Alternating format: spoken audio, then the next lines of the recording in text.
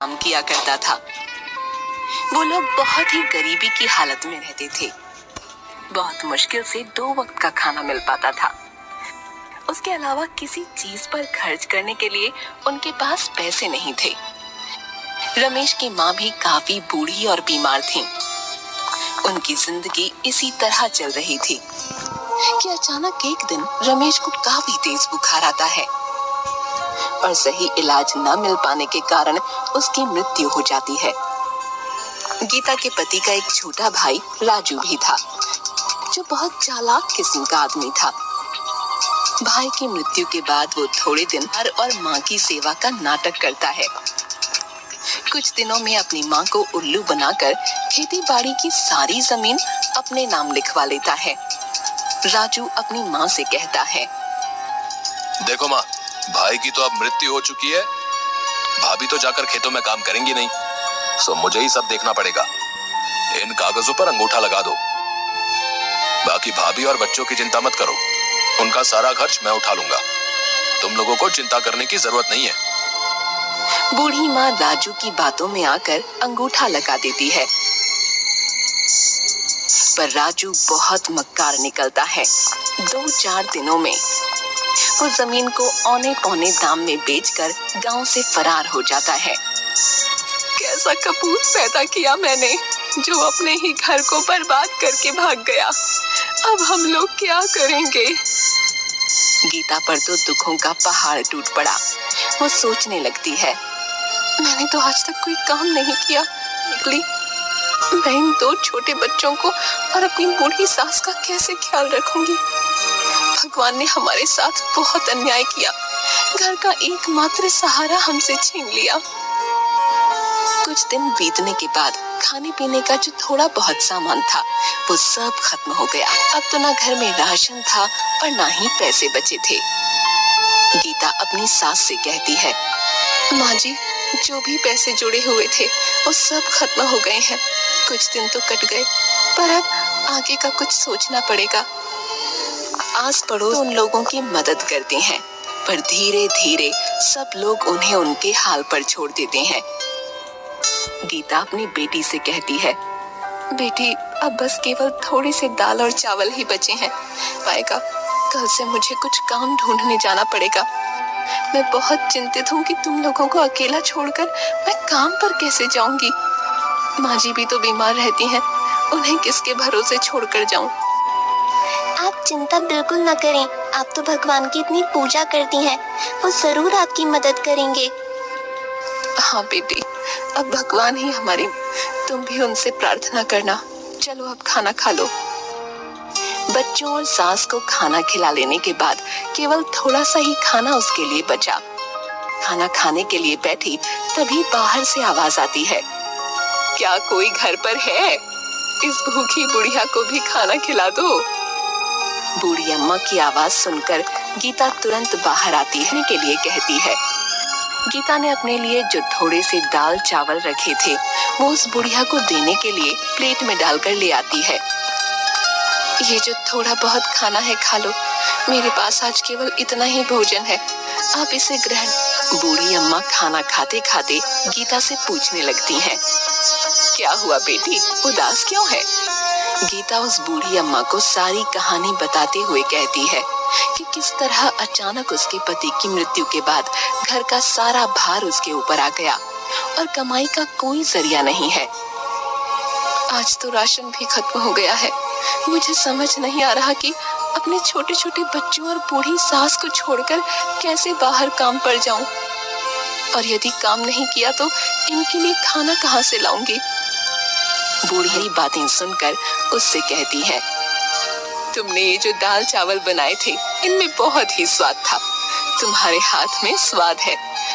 घर के बाहर ही तुम दाल चावल का ठेला क्यों नहीं लगा लेती, जिससे तुम्हें घर छोड़कर कहीं जाना भी नहीं पड़ेगा और तुम्हारी कमाई का जरिया भी बन जाएगा। मैं तुम्हें एक नमक का पैकेट देती हूँ। ये एक जादुई नमक है। तुम अपने खाने में इसी पैकेट से नमक डालना, फिर देखना उस खाने का स्वाद। तुम्हारा सारा खाना हाथों हाथ बिक जाएगा और तुम्हें कभी पैसे की कोई परेशानी नहीं होगी। ये कहते हुए बूढ़ी अम्मा गीता को एक नमक का पैकेट देती हैं। आपका बहुत बहुत शुक्रिया अम्मा, आपने तो मेरी समस्या हल कर दी। अब मैं घर पर रहकर ही सब काम कर लिया करूंगी और मुझे अपने बच्चों को छोड़कर कहीं दूर भी नहीं जाना पड़ेगा। तुम बहुत ही अच्छे दिल की औरत हो, में लोगों के लिए दया भाव है और तुम लोगों की मदद करना चाहती हो, इसीलिए मैं तुम्हें ये जादुई नमक दे रही हूँ। ये तुम्हारी बहुत मदद करेगा। हाँ, ये याद रखना, ये पैकेट कभी भी खाली नहीं होगा। बस तुम इसे एक जगह संभाल कर रख देना और हमेशा खाने में नमक इसी में से डालना। भगवान तुम्हारा भला करेंगे। ये कहते हुए वो बूढ़ी अम्मा वहाँ से चली जाती हैं। गीता अगले ही दिन भगवान का नाम लेकर खाना बनाने का काम शुरू करती है। पहले दिन वो दाल चावल ही बनाती है और उसमें वही जादुई नमक डालती है। वो अपने आसपास हलवा देती है कि आज से वो दाल चावल बनाकर बेचने का काम शुरू कर रही है। जिसे भी दाल चावल लेने हो वो उससे खरीद सकता है। पहले ही दिन कुछ लोग गीता से दाल चावल खरीद कर खाते हैं तो उसके दाल चावल के स्वाद से वो लोग बहुत खुश होते हैं। गीता बहन, वाह क्या बात है, ये दाल चावल तो बहुत ही स्वादिष्ट है? हम भी रोज घर में दाल चावल बनाते हैं, परंतु ऐसा स्वाद तो कभी भी नहीं आया भाई। हाँ भाई, ऐसे दाल चावल ना गुड्डू की माँ जो है 100 साल लगा कर भी नहीं बना पाएगी, बता रहा हूँ। स्वाद आ गया भाई सच में। हाँ, गीता के बनाए दाल चावल धीरे धीरे पूरे गांव में मशहूर हो जाते हैं। पूरे गांव भर में उसके दाल चावल की तारीफ होने लगती है।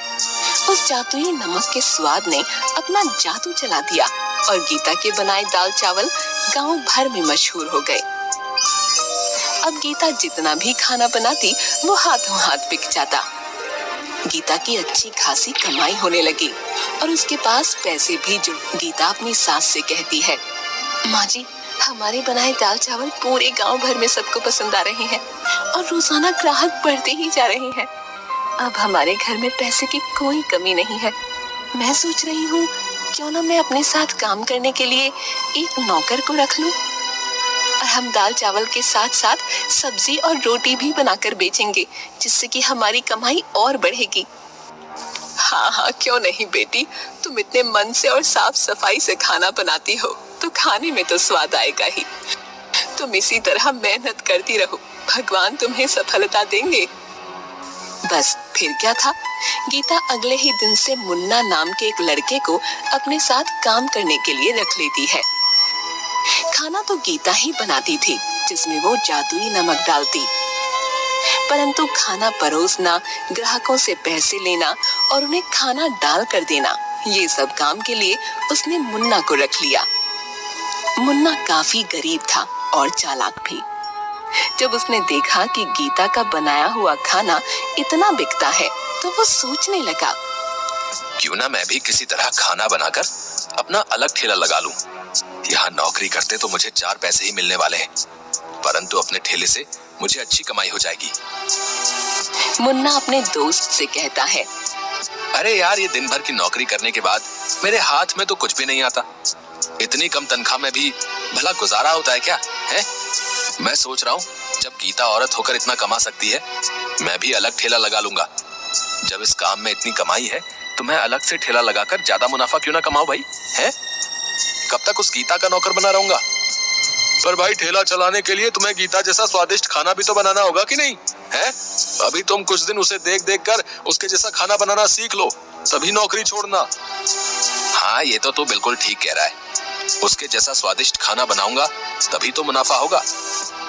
मुन्ना सोचने लगता है, गीता खाने में ऐसा क्या डालती है जिससे उसके खाने का स्वाद इतना बढ़ जाता है? ये बात पता करनी पड़ेगी। यदि मेरा खाना गीता के खाने की तरह स्वाद बनेगा तभी तो बिकेगा। एक दिन छुपकर मुन्ना गीता को खाना बनाते हुए देखता है। वो बहुत ध्यान से देख रहा था कि गीता ने कोई खास मसाले नहीं डाले, बस एक डिब्बे में से नमक निकाल कर खाने में डाला। मुन्ना सोच में पड़ जाता है, बस केवल नमक मिलाने से खाने में इतना अनोखा स्वाद कैसे आ जाता है? हो ना हो इसी नमक में कोई खास बात है। यदि मैं इसका नमक का पैकेट चुरा लूं तो मैं भी इससे जो खाना बनाऊंगा उसमें वैसा ही स्वाद आएगा। जैसा कि गीता के खाने में आता है। बस फिर क्या था, मुन्ना लालच में आकर गीता का नमक चुरा लेता है और चुपचाप उसे अपने घर ले जाता है। गीता की बेटी ने मुन्ना को नमक चुराते हुए देख लिया था। वो सारी बात अपनी माँ को बता देती है। गीता ये सुनकर बहुत परेशान हो जाती है कि उसका नमक चोरी हो गया। अब उस जादुई नमक के बिना वो खाना कैसे बनाएगी। वो रोते रोते भगवान के आगे प्रार्थना करने लगती है। हे भगवान, मेरी मदद करो। वो बूढ़ी माँ जी जो मुझे नमक देकर गई थी, वो दुष्ट मुन्ना ने चोरी कर लिया। अब मैं क्या करूंगी, मेरी मदद करो भगवान। गीता जैसे ही रसोई घर में खाना बनाने जाती है, वो देखती है कि वैसा ही नमक का एक और पैकेट वहाँ पड़ा है। गीता ये देखकर बहुत हैरान हो जाती है कि ये नमक का पैकेट यहाँ कैसे आ गया। गीता भगवान का शुक्रिया अदा करती है कि उन्होंने उसकी मदद की। वो तुरंत जादुई नमक से खाना बनाने लग जाती है। उधर दूसरी ओर मुन्ना भी उस चुराए हुए नमक से खाना बनाकर अपने ठेले पर लगाता है और सभी लोगों से कहता है, आइए आइए और मुन्ना के ठेले पर आकर स्वादिष्ट खाना खाएं। लोग मुन्ना के ठेले पर खाना खाने आते भी हैं, पर जैसे ही वो लोग खाना मुंह में डालते हैं, उसे थूकने लगते हैं। अरे थू थू थू थू थू थू है? इतना बेस्वाद और गंदा खाना है। इसमें तुमने नमक मसाले डाले हैं या जहर डाला है भाई? है? थू थू थू थू थू। हमारे सारे पैसे बर्बाद कर दिए। ये खाना तो कोई जानवर भी नहीं खाएगा। लाओ हमारे पैसे वापस करो। सभी लोग मुन्ना को भला बुरा कहने लगते हैं और अपने पैसे वापस लेकर वहां से चले जाते हैं। वो बहुत दुखी होता है कि उसने तो पैसे उधार लेकर बहुत सारा खाना बना लिया था, परंतु सारा खाना बर्बाद हो गया, जिससे उसका बहुत नुकसान हुआ। अगले दिन मुन्ना रोते हुए गीता से माफी मांगने जाता है। उसे समझ में आ गया था कि एक भली औरत के साथ और चोरी करने का अंजाम उसे मिल गया है। वो गीता के आगे हाथ जोड़ते हुए कहता है, गीता बहन, मुझे माफ कर दो। मैंने तुम्हारा जादुई नमक चुराकर फायदा कमाने की सोची, परंतु मैं ये भूल गया कि जादुई चीज तो उसी व्यक्ति के यहाँ काम करती है जिसे वो दी जाती है। मैंने लालच में अंधे होकर तुम्हारा जादुई नमक चुरा लिया। मुझे माफ कर दो और मुझे अपने पास दोबारा काम पर रख लो। मैंने तुम्हारे यहाँ नौकरी छोड़कर बहुत बुरा किया। मेरे छोटे छोटे बच्चे भूखे मर जाएंगे। मुझ पर दया करो। मैं आइंदा कभी भी तुम्हें शिकायत का मौका नहीं दूंगा। मुन्ना को इस तरह से रोते देख गीता का मन पसीज जाता है। गीता मुन्ना से कहती है, अरे अब तुम रोना बंद करो। मैं इतनी कठोर नहीं हूँ कि तुम्हें दोबारा काम पर ना रखूं और तुम्हारे बच्चों को भूखा मरने के लिए छोड़ दूं। तुम्हें अपनी गलती का एहसास हो गया, बस इतना ही काफी है। पर आगे से हमेशा ये बात याद रखना कि किसी दूसरे की चीज पर अपनी नीयत खराब मत करना, क्योंकि चोरी की चीज कभी तुम्हें अच्छा फल नहीं देगी, बल्कि उसके दुष्परिणाम ही तुम्हें भुगतने पड़ेंगे। मुन्ना को अपनी गलती समझ आ जाती है और उसके बाद से वो पूरी ईमानदारी के साथ गीता के यहाँ काम करने लगता है।